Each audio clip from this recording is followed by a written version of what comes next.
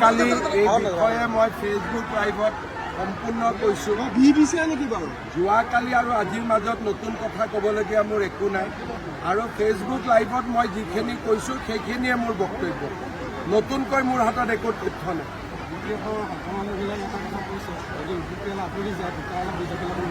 চব আমাৰ লগতে আছে, লাহে লাহে চব সমাধান হৈ গৈ থাকিব। UPPL আৰু BPF দুয়োটাতো একেলগে এনেও থাকিব নোৱাৰে, গতিকে সময়ত আমি যি সিদ্ধান্ত ল'ব লাগে আমি ল'ম। UPPL আৰু BPF আৰু BJP তিনিটাতো চৰকাৰত থাকিব নোৱাৰে, চৰকাৰততো দুজনেই থাকিব লাগিব, বা এটা পাৰ্টিত দুটা দলে থাকিব পাৰিব, তিনিটা দলটো নোৱাৰে। গতিকে যি সিদ্ধান্ত ল'ব লাগে আমি সময়ত লৈ গৈ থাকিম।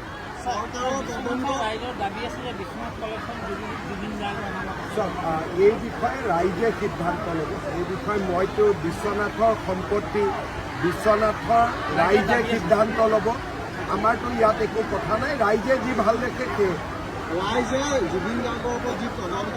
মই যোৱাকালি ফেচবুক লাইভত 1 ঘণ্টা মই কৈছোঁ, আৰু যদি কিবা ক'ব লাগে মই ফেচবুকৰ জৰিয়তে ক'ম।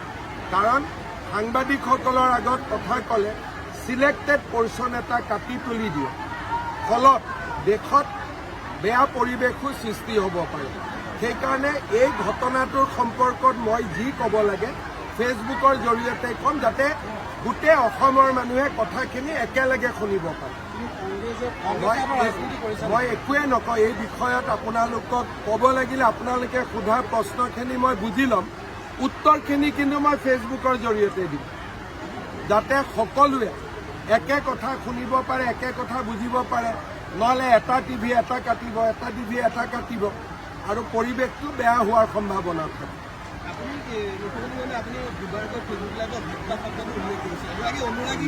মই যি ফেচবুক লাইভত মই যি কৈছোঁ সেইটোৱে, আৰু এইটোৰো উত্তৰ যদি কিবা দিব লাগে মই ফেচবুক লাইভতে দিম। ঠিক আছে? নহয়, বিশ্বাস নহয়। আপুনি যিটো কাটিব, বেলেগ টিভিয়েতো বেলেগ কাটিব। দেশৰ জটিল পৰিৱেশত কমিউনিকেশ্যনৰ ছিষ্টেমটো বেলেগ হ'ব লাগে, ৰাইজৰ লগত ডাইৰেক্ট হ'ব লাগে। দেশত যেতিয়া জটিল পৰিৱেশ থাকে, মুখ্যমন্ত্ৰীয়ে ৰাইজৰ লগত ডাইৰেক্ট কথা পাতিব লাগে। মাধ্যমৰ জৰিয়তে কথা পাতিলে এটা শব্দও যদি AI জৰিয়তে ড্ৰপ কৰি দিয়ে কি হ'ব পাৰে?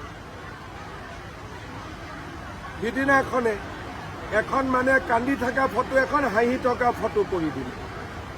সেইকাৰণে যেতিয়া দেশৰ পৰিৱেশ জটিল হয়, তেতিয়া ৰাইজৰ লগত ডাইৰেক্টলি কথা পাতিলে ৰাইজ সন্তুষ্ট হয়।